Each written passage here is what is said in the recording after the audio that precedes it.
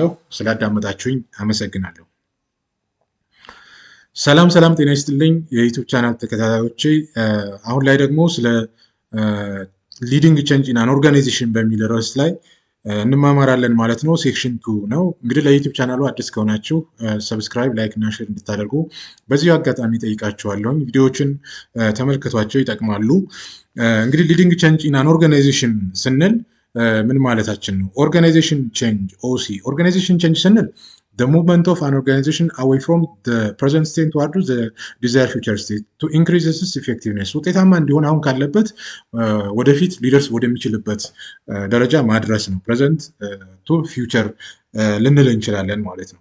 ፋክተር ዛት ኮዝ ቼንጅ ኢን አን ኦርጋናይዜሽን ስንል ኢንተርናል ፋክተር እና ኤክስተርናል ፋክተር ውጫዊና ውስጣዊ ብለን እንከፋፍላቸው እንችላለን። ውስጣዊ ኒው ስትራቴጂ፣ ኒው ቴክኖሎጂ እና ኢምፕሎይ አቲቲዩድ ኤንድ ቢሄቪየር ነው። ከውስጥ ከሆነ ብዙውን ጊዜ ለውጥ ማለት ነው አዳዲስ ስትራቴጂዎች፣ አዳዲስ ቴክኖሎጂዎች እና የሰራተኞች ፍላጎት ሊሆን ይችላል። ኤክስተርናል ስንል ኢኮኖሚክ ኢንቫይሮንመንት፣ ፖለቲካል ሌጋል ኢንቫይሮንመንት፣ ኮምፒቲቲቭ ኢንቫይሮንመንት፣ ቴክኖሎጂካል ኢንቫይሮንመንት፣ ሶሻል ኮንዲሽንስ ልንል እንችላለን ማለት ነው። ዋና ዋና የለውጥ አነሳሽ ምክንያቶች ምንድን ናቸው? አንደኛው ከፍተኛ ውድድር ነው። ሁለተኛው ቴክኖሎጂ ነው። ሶስተኛው ብዙ የሚጠበቅ ደንበኛ ሲፈለግ ነው። ብዙ የሚጠበቅ የድርጅት ባለቤትነት ፍላጎት ሲኖር ነው። እነዚህ ዋና ዋና የለውጥ አነሳሽ ምክንያቶች ናቸው። እንግዲህ ዓለማችን ባለፉት 100 ዓመታት ካደረገችው ለውጥ ይልቅ በቀጣዮቹ 25 ዓመታት በ4 እጥፍ ትለወጣለች። ሞርሲ በስ እና ኪንግሆርን 2007 ላይ በጽሁፋቸው ያስቀመጡት ነው። በኢንተርኔት በሞባይል እና በፈጣን አውሮፕላኖች ምክንያት መረጃ በማይታመን ፍጥነት እየተጓጓዘ ነው። እንግዲህ የመረጃ ቴክኖሎጂ፣ ቴሌኮሙኒኬሽን፣ የሳይንስ ቴክኖሎጂ የላቀ እድገት ላይ መድረስ፣ የኳንተም ሜካኒክስ እና የስነ ህይወት ባዮሎጂ፣ እነዚህ አምስቱ ከሳይንስ ቴክኖሎጂ አኳያ የሚታዩ ዋና ዋና የለውጥ አነሳሾች ናቸው ማለት ነው። እንግዲህ የተዘረዘሩት ማለት ነው። ታርጌት ፎር ኦርጋናይዜሽናል ቼንጅ ስንል the 5 major areas of change include 5 ኤሪያዎች አሉ። አንደኛው ስትራቴጂ ነው፣ ዲቨሎፕ ኒው ቪዥን ሚሽን ኤንድ ስትራቴጂክ ፕላን ነው። ሁለተኛው ስትራክቸር ነው፣ መዋቅር ነው። ይሄ ኒው ዲፓርትመንት ዲቪዥን ኦር ኮንሶሊዴት ቱ ኤግዚስቲንግ ዋንስ። ሌላው ፒፕል ዜጎች ወይም ህዝብ ልንል እንችላለን።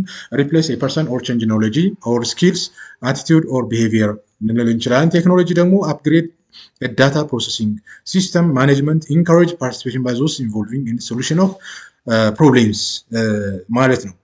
ማኔጅመንት ኦፍ ኮምፕሌክስ ቼንጅ ክሪቲካል ኮምፖነንት ኦፍ ቼንጅ ስንል ቪዥን፣ ስኪል፣ ኢንሴንቲቭ፣ ሪሶርስ ኤንድ አክሽን ፕላን። እነዚህ ክሪቲካል ኮምፖነንት ኦፍ ቼንጅ በጣም የለውጥ ኮምፖነንት ብለን ልንላቸው የምንችሉ ራዕይ፣ ክህሎት፣ የሚያበረታታ ኢንሴንቲቭ፣ ሪሶርስ፣ ሀብት፣ አክሽን ፕላን፣ የድርጊት መርሃ ግብር ማለት ነው። እነዚህ ማኔጅመንት ኦፍ ኮምፕሌክስ ቼንጅ ስንል እነዚህ ከተሟሉ ቪዥን ፕላስ ስኪል ፕላስ ኢንሴንቲቭ ፕላስ ሪሶርስ ፕላስ አክሽን ፕላን ያለው ቼንጅ ነው፣ ለውጥ ነው። ቪዥን ከሌለ ግን ስኪል፣ ኢንሴንቲቭ፣ ሪሶርስ እና አክሽን ፕላን ብቻ ቢኖር ኮንፊውዥን ነው፣ ማደናገር ነው የሚሆነው ማለት ነው። ስኪል ከሌለስ ቪዥን፣ ኢንሴንቲቭ፣ ሪሶርስ፣ አክሽን ፕላን ስንል አኔግዚቲ ነው ሊፈጠር የሚችለው ማለት ነው። ቪዥን ስኪል ኖሮ ኢንሴንቲቭ ከሌለሳ ሪሶርስ እና አክሽን ፕላን ቢኖር ግራጁዋል ቼንጅ ነው ሊሆን የሚችለው ማለት ነው። አዝጋሚ ነው ሊሆን የሚችለው። ቪዥን ስኪል ኢንሴንቲቭ ፕላስ አክሽን ፕላን ሪሶርስ ባይኖር ማለት ነው ፍራስትሬሽን ነው፣ ፍርሃት ያጋጥማል። ቪዥን ስኪል ኢንሴንቲቭ ሪሶርስ ኖሮ ደግሞ አክሽን ፕላን ከሌለ ፎልስ ስታርት ነው ሊሆን የሚችለው። ምክንያቱም እያንዳንዱ ቼንጅ ቪዥን እና አክሽን ፕላን በመካከሉ ደግሞ ስኪል ኢንሴንቲቭ እና ሪሶርስ ያለበት መሆን መቻል ያለበት ለቼንጅ ማለት ነው። በለውጥ አመራር የመሪዎች ሚና ምንድን ነው ስንል ትክክለኛ መሪ ለውጥን ሊያነሳሳ የሚችልና የብዙዎችን ትኩረት የሚስብ ራዕይ መቅረጽ የሚችል ነው። አዎንታዊ የሆነ ለውጥ ለማምጣት መሪ ያስፈልጋል። የለውጥ ሂደቱን ከመምራት አኳያ መሪ አስፈላጊ ከሚሆንባቸው በርካታ ምክንያቶች መካከል ዋና ዋናዎቹን ቀጥሎ እንመለከታለን ማለት ነው። እንግዲህ አንደኛው ለውጥ በእቅድ መመራት የሚገባው መሆኑ ነው። ለውጥ አሁን ካለንበት ወደ አዲስ የማናውቀው እና የወደፊት ማንነት ራሳችን ተቋማችን ወይም ቡድናችን ማሻገር እንደመሆኑ ጥንቃቄ የሚሻ ጉዳይ ሆኖ እናገኘዋለን። ስለዚህ ወደ ለውጥ ከመግባታችን በፊት ስለ ለውጡ አቅደን እቅድ ሊኖረን ያስፈልጋል ማለት ነው። እቅድ ከሌለን ምንም ሊኖረን አይችልም ማለት ነው። የስተርዴይ ምን ነበረ፣ ዛሬ ምን አለን፣ ቱሞሮ ወይም ነገ ላይ ልንደርስ እንችላለን የሚለውን መረዳት ያስፈልጋል ማለት ነው። እንግዲህ የለውጥ እቅድ ይዘት ምንድነው? የለውጡ አስፈላጊነት፣ መልካም አጋጣሚዎች፣ ሶት አናላይሲስ የምንለው ማለት ነው። የሚኖሩ ስጋቶች፣ የአጭር ጊዜ ስኬቶችና የረጅም ጊዜ ግቦች፣ የለውጥ ደጋፊ ወይም ተቃዋሚ ሊሆኑ የሚችሉንን መለየት፣ የለውጥ አማራጮችን መለየት እና የተሻለውን መምረጥ፣ ለውጡ የሚተገበርበት የጊዜ ሰሌዳ እቅዱን ከሚመለከታቸው ጋር መግባባትና መተግበር ሊሆን ይችላል ማለት ነው። ሁለተኛው የተቋም በለውጥ ሂደት ውስጥ ያለመረጋጋት፣ ግራ የመጋባት፣ ፍርሃት፣ አቅጣጫ የመሳት ወይም የማጣት፣ የምርታማነት መቀነስ ወዘተ ችግር በስፋት ሊያጋጥም ይችላል። ይህ ወቅት ሰራተኞች ባጡት ነገር ላይ የሚያዝኑበትና የወደፊት ሁኔታን ለማየት የማይችሉበት ወቅት በመሆኑ ከፍተኛ ስሜታዊነት የሚንጸባረቅበት ነው እና ጥንቃቄ ያስፈልገዋል ማለት ነው። ብዙ ጊዜ ውጤታማ መሪዎች በሁለት ነገሮች ላይ ማተኮር ይኖርባቸዋል። የሰራተኞችን ስሜት መረዳት ነው አንደኛው። ሁለተኛ ለተለወጠው አዲስ ስራ የስራ ሁኔታ ነው። አዲስ ራዕይ መፍጠር፣ ከሰራተኞች ጋር አብሮ መስራት፣ ማዘዝ ሳይሆን አብሮ መስራት፣ የወደፊቱን ሁኔታ በተገቢው እንዲረዱት ማርዳት መቻል ያስፈልጋል ማለት ነው። ሶስተኛ እንደ መሪ አንዱና መሰረታዊ ኃላፊነት ስለ ወደፊቱ መተንበይ፣ ማቀድና ለውጥ ማካሄድ የሚያስፈልገው ምንድነው? ምንም እንኳ ለውጥ አዎንታዊ ቢሆንም የሚመጣው ዋጋ ከሚያስከፍለን ነገር ጋር ነው።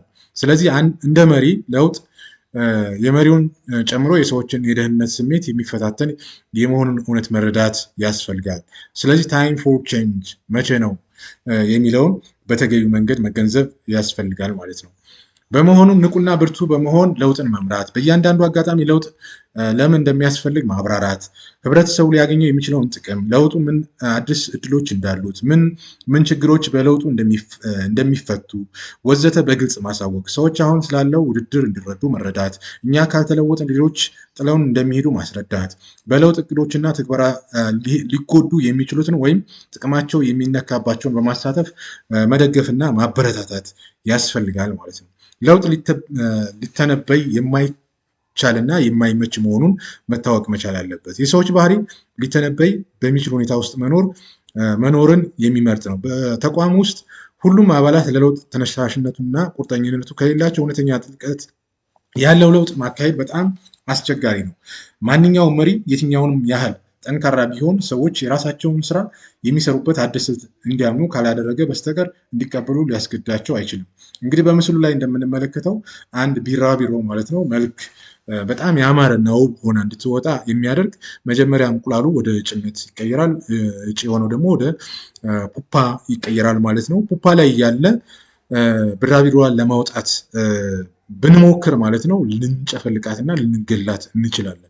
ግን ደግሞ በራሷ የለውጥ ሂደት ውስጥ አልፋ ማለት ነው ከፑፓ ውስጥ ፈንቅላ ስትወጣ ነው ያቺ ቢራቢሮ ራሱ ጊዜውን ሂደቱን ዑደቱን ጠብቆ ሊወጣ የሚችለው ማለት ነው። እና ለውጥም እንደዚሁ ነው ማለት ነው።